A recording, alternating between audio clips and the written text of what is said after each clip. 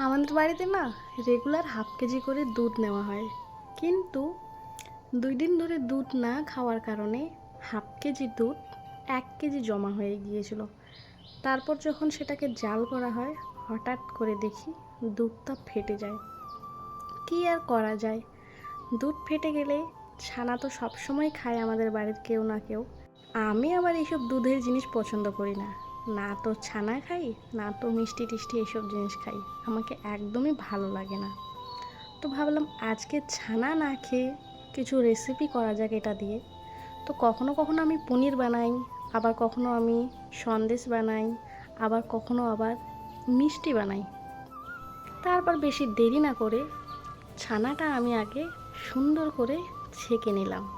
নেওয়ার পর ভালো করে ধুয়ে নিলাম।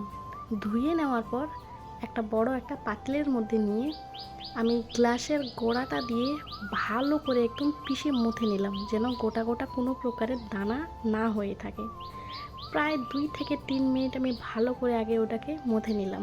নেওয়ার পর গোল গোল গোল গোল করে একটা বাটির মধ্যে রাখলাম।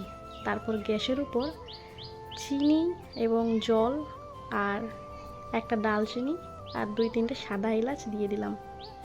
দেওয়ার পর ভালো করে ফুটিয়ে নেওয়ার পর যখন রসটা একটু গাঢ়া গাঢ়া হয়ে আসলো, তখন পরপর আমি এক একটা করে যে বানানো ছানার গোল গোল করে মিষ্টি বানিয়ে রাখছিলাম সেটা আমি দিয়ে দিলাম। দেওয়ার পর দেখতেই পাচ্ছ তোমাদের সামনে কত সুন্দর ফুলে গিয়েছে এবং পন্সের হয়েছে, যা বলার বাইরে ছিল। পুরো ভিডিওটা করার আমি সময় পাইনি, যতটুকু পারছি তোমাদের সঙ্গে শেয়ার করছি।